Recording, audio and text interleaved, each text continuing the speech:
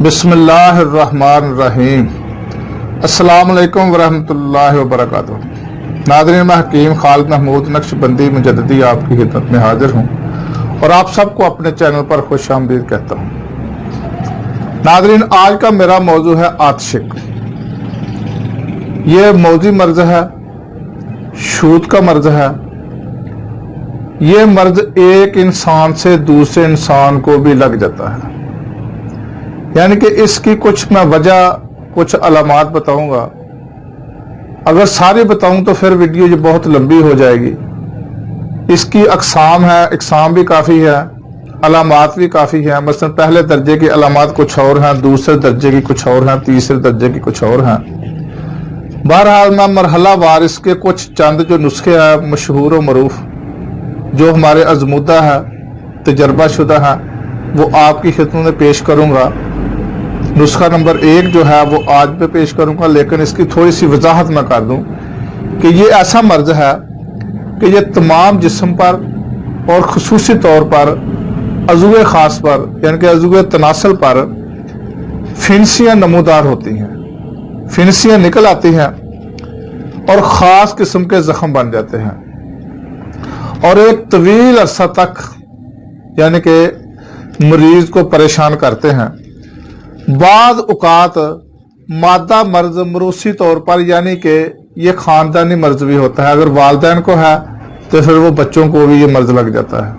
अगर वालदा को है फिर भी लग जाएगा, वालिद को है तो फिर भी लग जाएगा।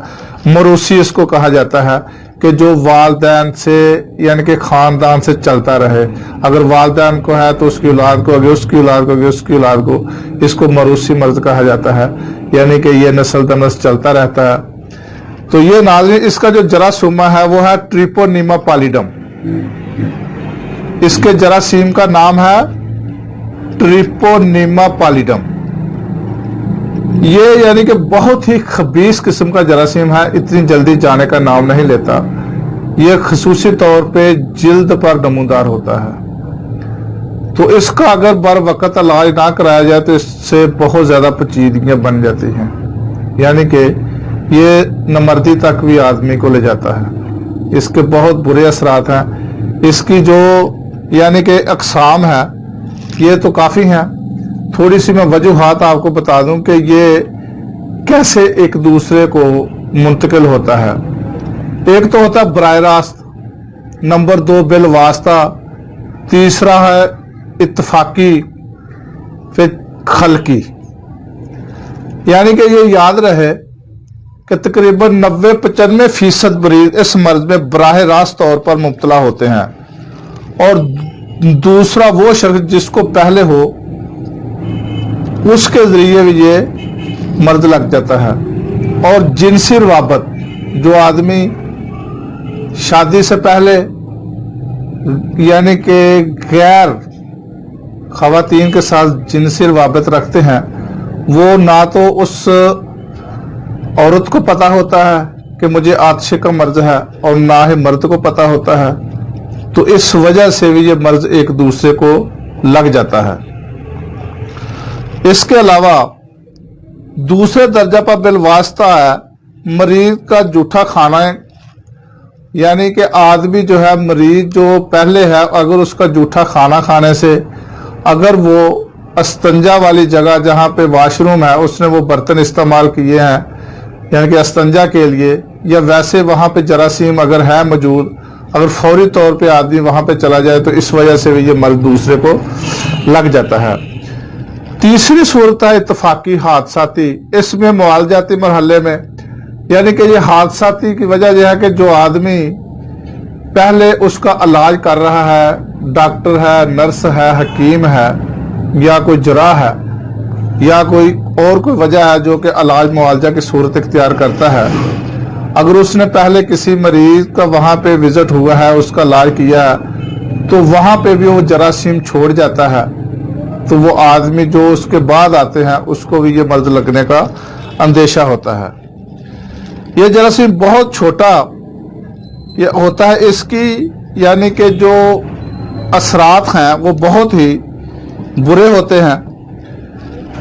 अगर ये मर्ज को देर तक ना समझा जाए और इसका बर वक्त इलाज ना कराया जाए तो ये फिर पूरे जिस्म पर जो है ना ये मर्ज नमूदार होता है। इसके अलावा ये मर्ज, इसमें खून या पीप वगैरह नहीं निकलती, ये इसकी पहले दर्जे की अलामात है। फिरसियाँ निकल आती हैं, खसियों पर मोटे मोटे दाने होते हैं। इसके अलावा यानी कि अज़ूगे तनासल पर फिर आस्ता आस्ता फैलता पूरे जिस्म पे फैल जाता है। अगर नाज़रीन इस मर्ज को पर वक्त पकड़ा जाए तो आदमी को फौरन इससे छुटकारा हासिल हो जाता है और इतना ये तकलीफ दे मर्ज फिर नहीं बनता। तो कोशिश करें इस मर्ज को फौरन किसी भी तबीब से राब्ता करके अगर किसी को है तो इसका बर वक्त अजाला किया जाए। तो नाज़रीन इस मर्ज के लिए जो मैं नुस्खा नंबर 1 पेश करने जा रहा हूं वो नुस्खा इतना मुश्किल भी नहीं है, बनाने में थोड़ी सी दिक्कत है। तो आप ये समझ लें कि एक बूटी है सिंखा होली, इसका दूसरा नाम है कुलांच। ये बूटी आपने हासिल करनी है कम से कम 4 किलो। उसको आपने थोड़ा सा कूटना है, कूट कर उसका नुक्ता बनाना है। नुक्ता बनाकर आपने 1 तोला सब्बल फार लेना है, संखिया एक डली हो पूरी 1 तोला की। आपने वो नुक्ता जो है एक हंडिया लेनी है, हंडिया को आधा नुक्ता वो नीचे रखना है, उसके सेंटर में आपने 1 तोला जो आपने संखिया लिया है या सम्मुल फार उसको सेंटर में रख दें और जो आधा नुक्ता है उसके ऊपर रख दें।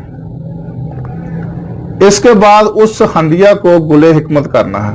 गुले हिकमत हम तेब में कहते हैं, लेकिन आपको मैं जब भी वो ये नुस्खा कोई ऐसा गुले हिकमत वाला मैं उसको आपको आम तरीके से भी समझा देता हूं कि वो हंडिया जो है वो इतनी जिसमें ये 4 किलो नुक्ता आ जाए, उसको आपने एक रुई लेनी है और चिकनी मिट्टी लेनी है और जैसे आटा गूंदा जाता है ऐसे उसको गूंदना है और हंडिया के ऊपर ढक्कन देकर उसको आपने एक एक उंगली उस पर मिट्टी चढ़ानी है जो कि रुई से मिक्स की हुई हो। और उसको जब खुश्क हो जाए, वो हंडिया जब खुश्क हो जाए उसके बाद आपने ये ओपले लेने हैं, यानी कि भैंस के गोबर के जो ओपले खुश्क होते हैं वो लेने हैं। वो आपने 20 किलो लेकर उसको दरमियान में हंडिया रख के उसको आप आग लगा दें और जब वो आग पूरी जल जाए, ठंडी हंडिया हो जाए तो उसको निकाल कर देखे तो सफेद रंग का बेहतरीन जो है वो कुश्ता तैयार होगा। ये बहुत ही आला दर्जा का है। ये सिर्फ आतशुक को खत्म नहीं करता बल्कि ये मुकव्वी बा भी है, यानी कि मर्दाना ताकत भी बढ़ाता है, जहर आतशुक को जड़ से खत्म करता है। इसके अलावा रंग को निखारता है, रंग सुर्ख गुलाबी बना देता है। सिर्फ आपने 21 रोज बापरहेज इस्तेमाल करना है। तो नाज़रीन ये समझ लें कि जहां संखिया का जिक्र हो, इसकी खुराक आपने इतनी नहीं लेनी। इसकी खुराक सिर्फ आधा चावल से लेकर 1 चावल तक आपने लेनी है।